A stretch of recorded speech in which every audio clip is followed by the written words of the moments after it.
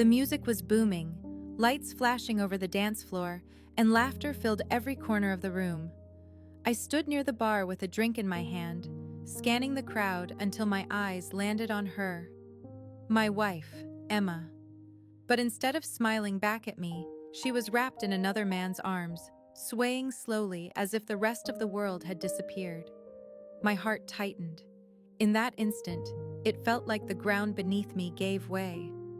She wasn't simply dancing, she was lost in him, her head resting on his shoulder, a soft smile on her lips that I hadn't seen in weeks.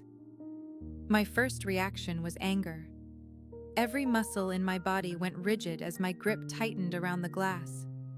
But beneath the anger was something far worse. Pain. Betrayal. We had arrived at this party together, yet there I was, standing alone, while she chose someone else in full view of everyone. My thoughts raced. Was this just a careless moment, or had it been happening longer? Either way, her choice was clear. I couldn't stand there and watch her discard everything we had built. I set my drink down and moved toward the exit. Each step felt heavy, but I refused to make a scene.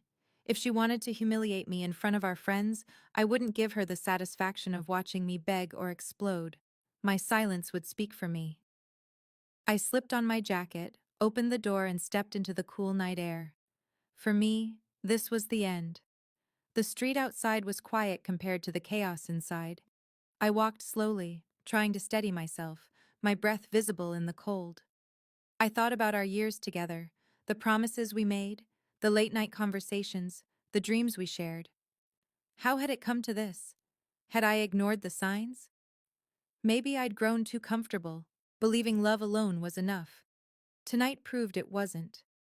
I reached my car and leaned against it, staring at the pavement. My phone buzzed in my pocket, but I ignored it. I didn't need excuses or explanations. I had seen the truth, and that was enough.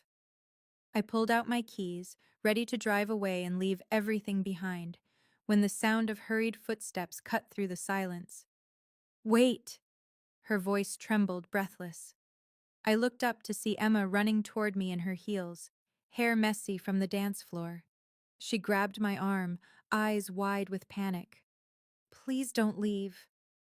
"It's not what you think." Her words hung in the cold air, but I stayed silent, jaw clenched. I wanted to believe her, but the image of her in his arms was burned into my mind. She tried to explain, words spilling out in desperation. "He's an old friend, that's all. I wasn't thinking. I just wanted to dance." I didn't realize how it looked. She clutched my hand as if afraid I'd disappear, her eyes shining with tears. "I looked for you the moment I realized you were gone. Please don't let this ruin us." I turned to face her fully, my chest rising with slow, deep breaths. "You humiliated me, Emma," I said quietly, my voice low but cutting. "In front of everyone. Do you even know how that felt?" Watching my wife, wrapped around another man. She shook her head quickly, tears sliding down her cheeks. "I'm sorry. I was careless. But it was only a dance. I swear you're the one I love. Please don't walk away from me." Her words cracked the walls I had built over the last hour. I studied her face, searching for sincerity, for any hint that this was just another lie. But what I saw instead was fear. Fear of losing me. The anger inside me didn't vanish, but it softened into something else. Disappointment, sadness, and maybe, still, love.